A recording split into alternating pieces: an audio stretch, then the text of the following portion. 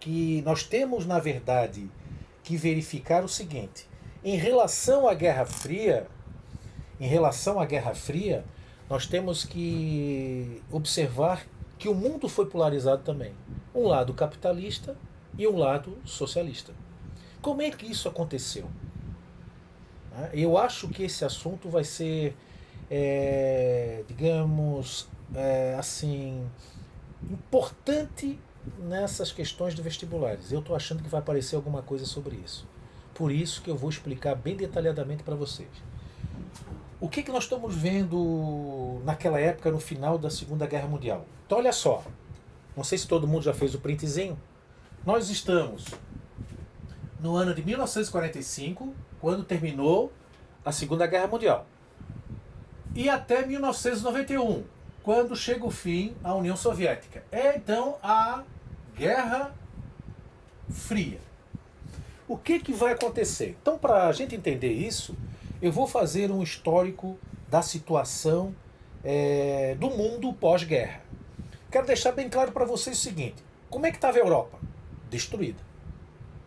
O leste europeu, destruído. A União Soviética entrou na guerra com tudo. Estava destruída também. A guerra de Stalingrado, Petrogrado, com os nazistas, quando quando o acordo entre Hitler e Stalin foi rompido, e Hitler traiu Stalin, Stalin ficou enfurecido. E os soviéticos foram para cima dos alemães, atacando pelo leste, e os americanos atacando pelo oeste, porque os americanos também vão entrar na guerra porque os japoneses atacaram a base americana de Pearl Harbor. Então 1942 muda todo o contexto da história, porque antes quem estava lutando sozinho era a Inglaterra. Agora entrou a União Soviética e entrou os Estados Unidos. E a Alemanha vai recuando, recuando, recuando até voltar à Alemanha, e finalmente os aliados vão chegar a Berlim, né, onde Hitler lá comete o suicídio e tal. Os primeiros que chegaram em Berlim foram os soviéticos. Depois chegam os americanos. Mas olha só. Fim da Segunda Guerra Mundial.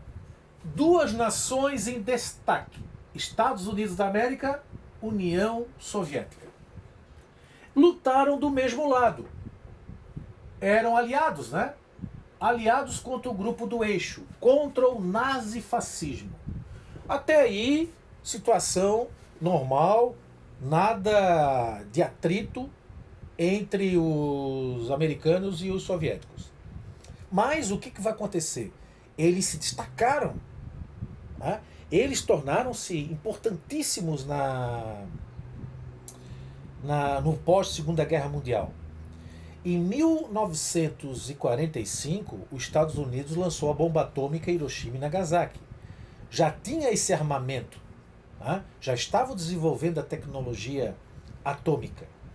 Em 1949, olha só, 4 anos, a União Soviética já tinha também desenvolvido sua arma nuclear. E nós entramos então numa chamada guerra nuclear, né? Começa então esse conflito. Olha o seguinte, o que nós vamos perceber então? Até agora terminou a guerra, eles estão todos tranquilos, né, tentando se reconstruir. Os Estados Unidos foi o menos afetado, o território americano foi poupado, né? Mas olha só, economia soviética, a economia dos soviéticos, eles estavam preocupados com a reestruturação, né? Porque a indústria soviética, ela foi toda readaptada para a produção de armas, materiais bélicos, né? Para a própria guerra. E a produção industrial caiu muito. As indústrias destruídas devido aos ataques aéreos. Quer dizer, um caos na economia soviética. E outra coisa importantíssima: queda da produção agrícola. Olha só o número que eu botei ali para vocês: 50%. Sabe o que é isso? Isso aqui é igual fome. É igual fome. O povo estava passando fome. E nesse aí eu vou abrir um parênteses, né? Porque vai aparecer lá na China o Mao Tse-tung, que vai provocar a Revolução Chinesa comunista. E o Mao Tse-tung ele vai fazer um acordo com a União Soviética. A União Soviética vai mandar para eles equipamentos pesados para a indústria chinesa, e a indústria chinesa vai mandar alimentos para a União Soviética. Eles tinham um acordo. Tecnologia, né, indústria, maquinário e alimentos. E acontece o seguinte, né? Muita gente questiona, né, por que os chineses têm um hábito alimentar tão estranho. Esses dias eu vi lá uma sopa, a mulher tirou da sopa um morcego e comeu o morcego. Quase cai duro. Né? Ou comeu um morcego ali e sem nenhum tipo de constrangimento. Pega pelas asinhas e come o morcego. Eu assim, ó, meu Deus, né? E aí a gente consegue entender, sabe por quê? Porque o povo chinês, ele trabalhou muito na área agrícola para produzir grãos para a União Soviética. E o povo chinês passava fome. Então os caras têm que se adaptar. E eles vão correr atrás do que tiver de alimento. E esse hábito perdurou. E até hoje eles têm esse hábito. Né? Alguns falam, inclusive, que o Covid-19 vem do pangolim, né? Que é um animal que é silvestre, que eles comeram lá e passou o vírus. Né? Lá no mercado, lá na China. Porque eles têm mercado desses animais exóticos, eles comem. Comem insetos, o que tiver. Girinos, o que tiver pela frente. Mas onde é que vem essa história? Vem exatamente daí. O Mao Tse-tung, que faz esse acordo com a União Soviética, o povo chinês trabalhando muito para produzir na área agrícola e mandar essa produção para a União Soviética, e a União Soviética mandando maquinário e também alguma tecnologia militar para o Mao Tse-tung, Mao, na China. Bom, visto isso, eu quero dizer para vocês o seguinte: o que está acontecendo então? Stalin estava aguardando uns empréstimos que viriam dos Estados Unidos da América. Conferência de Yalta, Crimeia. Tem ali na apostila de vocês, tem na página 293, tem uma foto onde aparece o Winston Churchill, na Inglaterra, aparece o presidente Roosevelt e aparece o Stalin. Estão sentadinhos lá nessa conferência de Yalta para resolver essas questões dos empréstimos que o presidente Roosevelt tinha prometido para a União Soviética. Estavam lá discutindo isso. O Roosevelt já estava muito adoentado naquela época. Né? E outra coisa importante, as pessoas acreditavam em uma parceria entre Estados Unidos e União Soviética. Acredite, pós-guerra, uma parceria. O presidente Roosevelt vai emprestar dinheiro para a União Soviética se recompor, como havia sido combinado, e o mundo estava tudo caminhando para a paz, né? Estava saindo de uma Segunda Guerra Mundial. Mas olha só o que vai acontecer. Agora que eu queria que vocês prestassem bastante atenção. Só relatando a vocês, eu vou falar algumas coisas a mais aqui, mas depois eu vou passar no esqueminha de novo na próxima aula, tá? Eu passo outro esquema para vocês vão sempre acompanhando. Então olha só. Aqui eu queria que vocês prestassem bastante atenção. Quando é que acabou essa amizadezinha entre Estados Unidos e União Soviética? Entre Roosevelt e Stalin. Depois vai ser o presidente Truman, porque o Roosevelt vai morrer. Então Truman vai assumir. Mas olha só. Início da bipolarização. Decadência da Europa. A Europa estava no bagaço, acabado. A Europa estava destruída. Não tinha sobrado nada. E eles estavam querendo se reconstruir. E todo mundo numa dificuldade imensa. Aí apareceu na Europa grupos simpatizantes. Na verdade, esses grupos apareceram na Europa, esses grupos simpatizantes, que eram europeus, simpatizantes do socialismo. Né? E eles começam a fazer o quê? O cenário de destruição era ideal para disseminar o socialismo. E eles começaram a participar de eleições nesses países, né, pós-guerra, e muitos conseguindo ser eleitos. O marxismo, simpatizantes do marxismo. E muitos conquistaram o poder político. Por exemplo, Itália, França, Grécia. E aí acendeu uma luz de alerta nos Estados Unidos. O socialismo soviético ele é baseado nos ideais de Marx e Engels. O marxismo é o Soviético Supremo, o Conselho Supremo dos Trabalhadores, que é um grupo privilegiado em que todos trabalham por Estado e não existe propriedade privada. E todos teriam uma renda mais ou menos igual e o Estado te fornece tudo. Tudo no limite do Estado. Então você não vai encontrar empresários na União Soviética. Todo mundo vai viver mais ou menos igual. Vai ter o cara lá que mora num apartamento de um quarto com a família, que eu já comentei com vocês, né? Que na verdade, trabalha numa loja do Estado que vende roupas do Estado para o cidadão. E no mesmo prédio vai ter o cara que é um engenheiro nuclear, que estudou feito louco, com doutorado e pós-doutorado, morando no mesmo prédio, com um apartamento de um quarto e vivendo também das doações do Estado. Isso aí tira qualquer tipo de ânimo, né? Por isso que a União Soviética vai chegar ao fim. Eu já comentei com vocês, né? Eles produziam um jato poderoso, o MiG, mas ao mesmo tempo não tinha papel higiênico, não tinha sabonete, quer dizer, chegou a um ponto que a União Soviética parou economicamente. E o que eu quero passar para vocês é o seguinte: no sistema socialista não existe espaço para o capitalismo. Naquela época, porque hoje nós temos a China, né? Que é o comunismo mais capitalista do mundo. Se é que pode parecer um paradoxo, mas isso é verdade. Né? Os caras lá é um trator na economia, né, mundial e eles se dizem comunistas. O que acontece? O socialismo ele é um passo para você chegar ao comunismo. O socialismo é você chegar ao poder dentro das normas legais, eleições e tudo direitinho.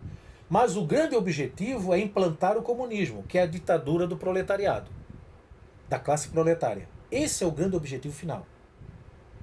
E nós estamos vendo hoje que o mundo está assim também, né? Nós estamos vendo o socialismo e o capitalismo em uma luta ferrenha hoje. É bem claro isso. Né? Se a gente observar, por exemplo, as eleições dos Estados Unidos, né? É só você observar as eleições dos Estados Unidos. Os republicanos e os democratas. Os democratas são socialistas. Antes, os democratas eram socialistas light. Hoje estão mais radicalizados. E temos o lado dos republicanos, do Trump, capitalista, e Biden, que é o candidato que defende as ideias do socialismo. Então, em novembro agora, nós vamos ter, os democratas, exatamente, nós vamos ter uma eleição muito importante para o mundo. O que vai acontecer lá? Vence Trump ou vence Biden? Socialismo? Capitalismo? É essa a grande verdade. O mundo hoje está assim, polarizado. Mas olha só, por que os Estados Unidos rompeu com a União Soviética se todo mundo achava que eles seriam parceiros? Porque muitos socialistas dos países europeus chegaram ao poder. E o que aconteceu? Os Estados Unidos da América percebeu isso. Em 1947, o presidente Truman, o presidente Truman vai na ONU e no discurso da ONU ele faz uma oposição ferrenha aos soviéticos. O discurso dele, vocês têm inclusive aí na apostila de vocês, na página 293, oposição ferrenha aos soviéticos E o mundo ficou assustado com o discurso dele, que chegaram a pensar em uma nova guerra mundial. Imagina, né? Uma nova guerra mundial, 1947. Os caras nem estavam saindo da guerra, da segunda. E ficou todo mundo preocupado. Como é que vai resolver isso? O mundo ficou dividido então. Dividido em tendências ideológicas. Capitalismo, Estados Unidos. Socialismo, União Soviética. Um grupo apoia o lado soviético, um grupo apoia o lado dos Estados Unidos da América. Existia um medo muito grande naquela época. Pessoal, esses detalhezinhos aí eu vou passar para vocês depois no esqueminha, tá? Pode ficar tranquilo, tá? Se não der tempo de anotar, eu vou passar. Depois, o mundo ficou muito preocupado porque havia um perigo muito grande de uma guerra nuclear. Porque em 1949 a União Soviética já dominava a tecnologia nuclear. E nesse momento existia uma preocupação muito grande. E o investimento militar cresceu muito. E dá-lhe produção de bombas nucleares, produção de bombas nucleares, produção de bombas nucleares. Hoje, nós temos um arsenal atômico que daria para destruir a Terra 50 vezes. 50 vezes. Para gastar tudo. Porque uma guerra nuclear, ela é diferente de uma guerra convencional. Guerra convencional é soldado, arma, navio, tanque, isso aí é guerra convencional. Guerra nuclear é míssil. E eles começaram a fazer um investimento muito grande e diziam o seguinte: nós estamos investindo tanto em armas nucleares, tecnologia nuclear, porque nós queremos atingir o equilíbrio do medo. Sabe o que é o equilíbrio do medo? É o seguinte: você não mexe comigo porque eu te ataco. E nós vamos nos autodestruir. Então era aquele receio, né, muito grande. O lado americano, o lado soviético, eles, digamos assim, se respeitavam. Mas a ideia de destruição mútua era inevitável. Estava muito claro isso. Né? Eles estavam partindo, na verdade, pode-se dizer, graças a Deus não se configurou, mas era um caminho sem volta. Bastava um problema. E muitas vezes não precisava ser um grande problema. Bom, o que vai acontecer? A Guerra Fria clássica, ela começa em 1947, e um período de maior tensão é de 47 até 1955. Fase de tensão. O que os Estados Unidos fez? Olha que interessante. A Europa estava toda desgastada e os tentáculos do socialismo já estavam chegando na Europa através de candidatos socialistas que estavam chegando ao poder. Na Europa, eu estou falando da Europa Ocidental. O leste europeu já era socialista, soviético, né? E o que vai acontecer então? Os Estados Unidos, o presidente Truman, vai adotar o Plano Marshall.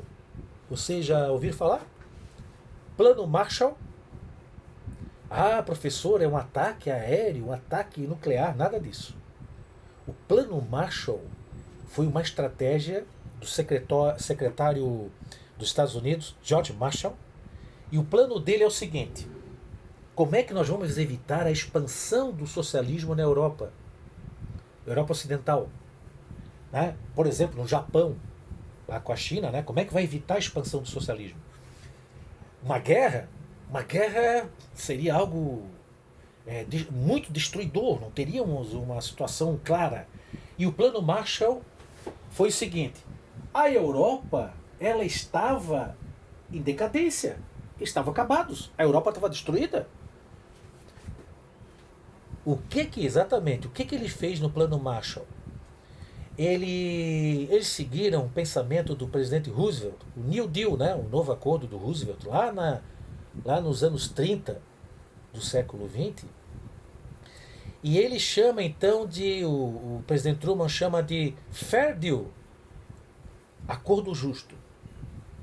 Era a cruzada contra o comunismo. Como é que iniciou então esse acordo justo? Esse fair deal?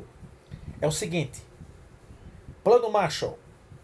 Chamaram lá os europeus, vocês estão na pior, né? Estamos na pior. Tudo bem. Nós vamos fazer uma ação para reconstruir a Europa. E vamos mandar para vocês 12 bilhões de dólares. Olha, eu quero que vocês entendam o seguinte: naquela época, 12 bilhões de dólares seria hoje em alguns trilhões de dólares para reconstruir a Europa. Aí os europeus, né? Oh, meu Deus, salvação da lavoura. Salvou a lavoura. Imagina, né? 12 bilhões de dólares. O plano Marshall, salvação de todo mundo. Mas, sempre tem um mas. Não existe almoço de graça. Ai, vem cá, almoça aqui e tal. Para fazer negócio não existe almoço de graça. Né? O negócio é o seguinte: nós vamos mandar os 12 bilhões, sem problema nenhum. Mas vocês têm que fazer uma coalizão com os Estados Unidos. Ah, sim, coalizão, tudo legal, coalizão. Qual é a coalizão? Vocês vão expulsar o socialismo da Europa. O negócio é o seguinte: vocês farão oposição ferrenha ao socialismo. Se vocês conseguirem expurgar o socialismo da Europa Ocidental, vocês têm os 12 bilhões de dólares. Perceberam a saída? Eu vou ajudá-los, mas vocês, em contrapartida, mandam embora o socialismo da Europa. Sem socialismo. Era a chamada cruzada anticomunista. A União Soviética, liderada por Stalin, eles ficaram loucos da vida, chegaram a fazer uma proposta de um empréstimo para a União Soviética. A União Soviética rejeitou esse empréstimo. E ele começa, o Stalin, a reestruturar o militarismo, né? Política militar, militarista, bélica, com armas nucleares, e também o nacionalismo exaltado. Criar aquela história, né, de vou dar minha vida pela causa, né? Então ele vai difundir o culto à personalidade e o nacionalismo exaltado. E a Europa então aceita lá os 12 bi dos Estados Unidos da América. Nesse momento a coisa começa a complicar. Começa a ficar complicado. A União Soviética não tinha condições de fazer isso. A União Soviética precisava de empréstimo. Só que quando eles viram que o socialismo estava se expandindo na Europa Ocidental, ficaram lá na deles. Ótimo, vamos tomar a Europa Ocidental. Só que os Estados Unidos cortou a brincadeira, né? Com o plano Marshall. E eles fizeram também um plano chamado Comecon. Tudo isso aí eu vou explicar depois para vocês em forma de esquemas, tá? Não precisa se preocupar. Esse plano Comecon era uma ajuda entre os países socialistas. Era uma ajuda entre eles, tanto militar como econômica. Então, chegando inclusive na China, né? A China comunista, de Mao Tse-tung, com o apoio da União Soviética, maquinário levado para a China, material bélico levado para a China, e em troca de alimento. Foi isso que eu falei para vocês, por isso que os chineses comiam o que tinha pela frente. Tem umas histórias interessantes sobre isso, mas agora eu não vou me estender muito. E o problema todo é que polarizou também do lado militar. O lado militar. O que aconteceu? Os Estados Unidos vai criar a OTAN. Já ouviram falar na OTAN? Organização do Tratado do Atlântico Norte. E os soviéticos vão criar o Pacto de Varsóvia. O que é isso? É o seguinte: o sistema de defesa. Os Estados Unidos organizou um sistema de defesa envolvendo vários países do Atlântico Norte, a OTAN. Então, que existe ainda. Aí que o Brasil vai fazer parte da OTAN. Estados Unidos, Canadá, França, Países Baixos, Portugal, Itália, Reino Unido, Finlândia e República Federal Alemã, porque a Alemanha foi dividida em ocidental e oriental. Então a República Ocidental, que era capitalista, né, a Alemanha, eles fazem parte da OTAN. Também os Estados Unidos não foi bobo nem nada, né? Incentivou o desenvolvimento do Japão, fez empréstimos para o Japão, e lá na Ásia eles criaram a OTASE, que era na verdade também um pacto militar. Nas Américas criaram o TIAR, que era também uma aliança militar. E os Estados Unidos fazem o seguinte: todos os países que participavam da OTAN recebiam auxílio financeiro. Perceberam? Então, o que aconteceu é o seguinte, não sei se vocês estão lembrados, quando eu falei da Primeira Guerra, como é que estava dividido o mundo? Em Tríplice Aliança, Tríplice Entente. Lembra disso? Na Segunda Guerra, Grupo do Eixo, Grupo dos Aliados. E agora está dividido de novo. Nós vamos ter a OTAN, que é o lado americano, liderado pelos Estados Unidos, e temos o Pacto de Varsóvia, que é o lado militar dos países socialistas. E isso cria novamente um perigo muito grande de uma nova guerra. Aí, hoje em dia, né, como eu falei para vocês, nós teremos, na verdade, o perigo deles, na verdade, era uma guerra nuclear. Não era uma guerra convencional, era uma guerra nuclear. Que o medo era muito grande. E todos se armando até os dentes. A China tem arsenal atômico, né? A Índia, arsenal atômico, Israel, arsenal atômico. Hoje no mundo nós temos vários países. Eu até coloquei na prova de vocês que o Brasil, né? Vocês viram lá? O Brasil como se tivesse arsenal atômico. O Brasil não tinha. Mas o Brasil tem usinas nucleares que poderiam ser readaptadas à produção de armas nucleares. Graças a Deus não existe essa preocupação no Brasil. Mas se quisesse, até poderia. Mas não tem. Né? Aí um aluno me perguntou assim: ô professor, o mundo corre risco hoje, porque hoje está polarizado, né? China, que tem armas nucleares também, Estados Unidos, que tem armas nucleares também, capitalismo e socialismo, no caso comunismo, né? O Partido Comunista Chinês, que está estendendo seus tentáculos pelo mundo todo, né? Através da economia. Eu digo para eles o seguinte, e digo para vocês também: nesse momento, eu acho muito difícil uma guerra nuclear. Pode ter até um conflito armado convencional ali, em alguma região. Por exemplo, a China quer pegar Taiwan, né? Aí vai ter um conflito, pode ter até um envolvimento americano para ajudar Taiwan, esse tipo de coisa. O próprio Japão está muito preocupado com isso também, né? Com essa ideia expansionista aí dos chineses. E, na verdade, eu acho muito difícil uma guerra desse tipo. Pode ter pequenas guerras convencionais, mas nuclear não. Sabe por quê? Os países socialistas, eles são capitalistas. Eles querem ganhar muita grana. A China quer ganhar dinheiro.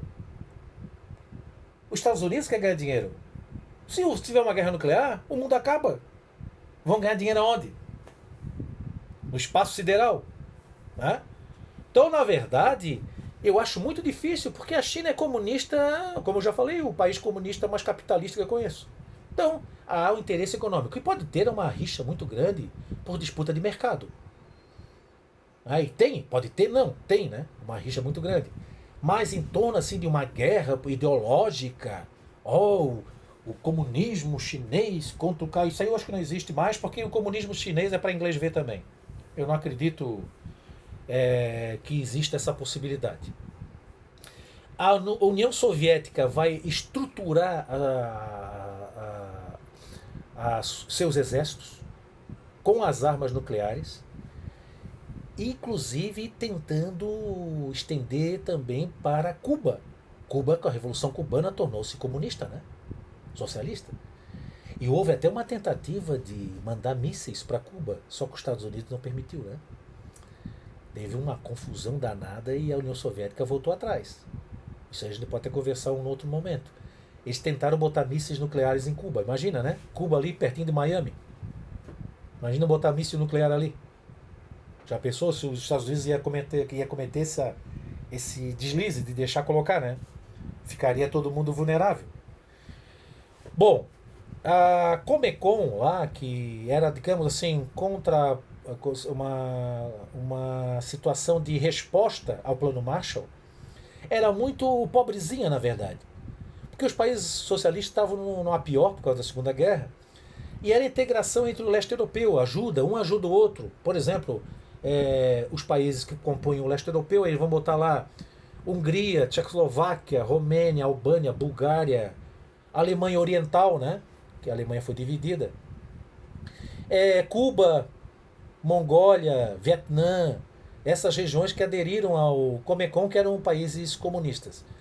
Só que era esse pacto de ajuda mútua, era muito, digamos assim, pobrezinho. Eles não tinham a estrutura que os Estados Unidos tinham. E fizeram também o Pacto de Varsóvia, que era para se opor à OTAN, aliança militar. Auxílio mútuo, oposição à OTAN. E era o caos, né? O mundo estava assim. Todo mundo com medo de um ataque nuclear. E todo mundo sabe qual é o problema de um ataque nuclear. Não é, na verdade, uma brincadeira. Né? Uma explosão hoje, os mísseis nucleares eles possuem 7 ogivas. A Hiroshima tinha uma ogiva nuclear. Hoje tem 7. Então vocês imaginem o estrago que seria um míssil. Pode ser terra-terra, terra-ar, mar-terra. Quer dizer, pode ser de um território para outro território, pode ser de aviões, pode ser de submarinos. Então, é essa a situação. Mas eu digo para vocês assim, ó, o clima ficou tenso, essa Guerra Fria vai durar um bom tempo, mas a União Soviética vai entrar numa crise econômica tão grande que eles tentaram se isolar. Imagina a Coreia do Norte, né? Coreia do Norte tem arma nuclear. Obviamente vem desde daquela época, né? Da Guerra Fria. Tem arma nuclear. Mas olha o seguinte, a Coreia do Norte é um país pobre. O povo passa fome. Então, o que aconteceu na União Soviética entrou nesse ritmo, passar fome também, produção quase que zerada, o Estado monopolizando todo o poder. A União Soviética vai chegar ao fim. Mas isso aí eu vou conversar depois com vocês. Isso que eu falei tudo agora, Comecon, Pacto de Varsóvia, Plano Marshall, OTAN, eu vou passar no quadro para vocês, tá? Não precisa se preocupar. Vai estar tudo organizadinho, esquematizado, tá? É que eu falo demais, aí vou embalando uma coisa na outra e vai embora. Alguma dúvida, turma? Tudo certinho?